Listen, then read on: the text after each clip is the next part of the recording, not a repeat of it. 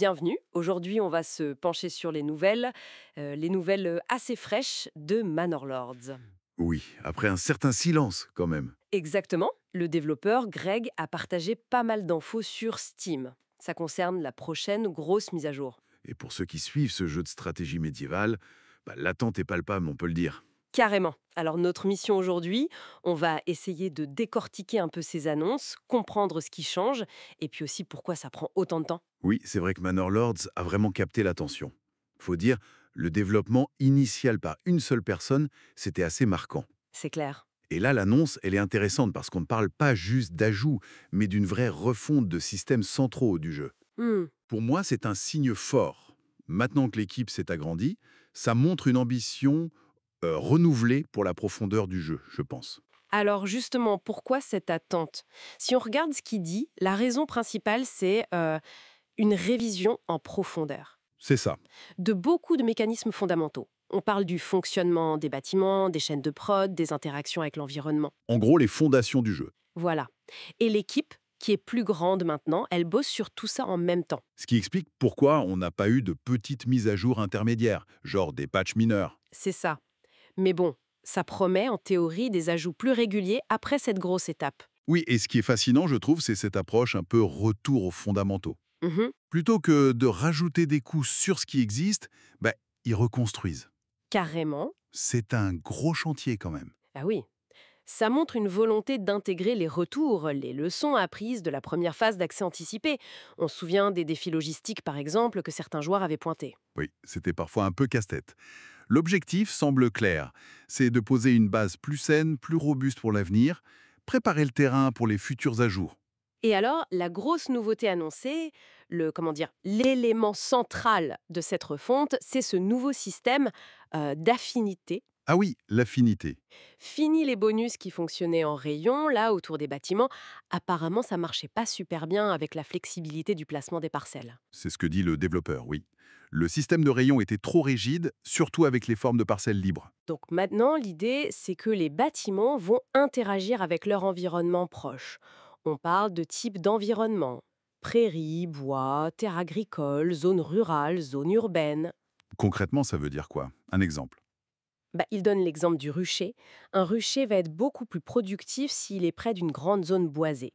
Logique en soi. D'accord. Et il y a même des synergies possibles, c'est ça? Oui, le rucher, par exemple, pourrait améliorer l'affinité d'un verger pour les prairies. On imagine la pollinisation, sans doute. Intéressant. Donc c'est plus qu'un simple ajustement technique, ça pousse vers une simulation un peu plus écologique, disons. C'est ça. L'environnement devient vraiment un partenaire dans le développement. Ce qui force, j'imagine, à une planification plus organique, plus réfléchie. Exactement. On n'est plus juste dans l'optimisation de l'espace, genre comment je case le plus de trucs, faut penser en termes d'écosystèmes locaux. Ça ajoute une couche stratégique, c'est sûr. Après, la question, c'est est-ce que ce système, qui a l'air prometteur, ne risque pas d'être un peu opaque au début? Tu veux dire difficile à comprendre pour les nouveaux joueurs? Oui, ou même pour les anciens. Trouver le bon équilibre pour que ça reste intuitif, tout en étant profond, ça va être crucial. Faut pas que ça devienne une usine à gaz. C'est juste, c'est une belle remarque. Alors, au-delà de l'affinité, il y a d'autres changements annoncés. Oui, plusieurs petites choses. On parle d'améliorer le placement des parcelles, notamment pour mieux s'adapter aux terrains courbes. Le dev a cette phrase assez drôle, adapter des parcelles rectangulaires dans des cercles, c'est pas agréable. Ah, oui, je vois très bien ce qu'il veut dire. Ça promet plus de liberté créative pour faire des villages moins carrés, peut-être. Oui, des formes plus naturelles qui suivent le terrain. Et ça peut changer complètement l'esthétique des villes qu'on va construire. On parle aussi d'une nouvelle carte. Ah oui, divided. C'est ça, séparée par une chaîne de montagnes. Et apparemment peut-être de plus grandes rivières aussi. Ce qui pourrait ouvrir la porte à la pêche en rivière, ça avait été évoqué, non? Tout à fait. Ça reste une supposition, mais le lien est tentant. Et puis, une carte coupée en deux, ça pose des défis stratégiques intéressants pour l'expansion, le commerce, la défense. Clairement. On peut imaginer des développements très différents de chaque côté. Exactement. Et puis, il y a les mises à jour visuelles. Refondre des cartes de bâtiments dans l'interface, ça c'est toujours bon à prendre. Et les fortifications transparentes, j'imagine que c'est pour mieux voir à travers quand on construit ou pendant les combats. C'est probable, oui, pour améliorer la lisibilité.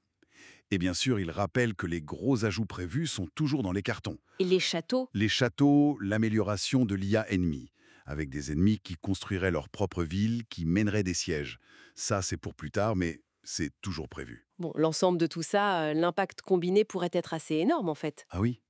Plus de créativité dans la construction, de nouveaux défis avec la carte et l'IA future, une esthétique améliorée. C'est prometteur. Et la question qui fâche un peu, les sauvegardes actuelles? Ah! Logiquement, avec une refonte d'une telle ampleur, la compatibilité, ça semble compliqué.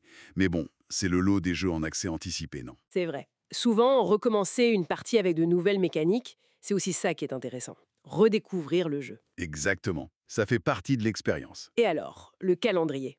On a une idée, une fenêtre de sortie? Non, justement, aucune date. Greg est resté très prudent là-dessus. Il faut s'attendre à patienter. Encore. Plusieurs mois probablement. D'accord, donc patience. L'attente de la communauté est forte, c'est sûr. Surtout que d'autres jeux du genre, eux, continuent d'avancer. Oui, la concurrence est là. Mais pour résumer, cette mise à jour, c'est vraiment moins un ajout de contenu qu'une refondation. Une refondation substantielle des mécaniques de Manor Lords. Pour un gameplay plus profond, plus cohérent. C'est l'objectif affiché, oui. Grâce à la nouvelle équipe, plus grande, ils construisent la base solide avant d'ajouter les étages, comme les châteaux ou l'IA. Logique. Bon, pour terminer, une petite pensée pour la suite. Avec cette nouvelle importance de l'environnement, là, l'affinité et plus de souplesse dans le placement, Hmm. comment est-ce que les stratégies qu'on a vues émerger au lancement, les fameux build orders, tout ça, comment est-ce que ça pourrait être complètement chamboulé? C'est une excellente question. Quel nouveau type de village, de spécialisation pourrait voir apparaître grâce à ces changements? Hmm. Ça ouvre pas mal de perspectives, non? Absolument. On risque de devoir repenser pas mal de choses. Les joueurs vont devoir expérimenter à nouveau, et c'est ça qui est passionnant.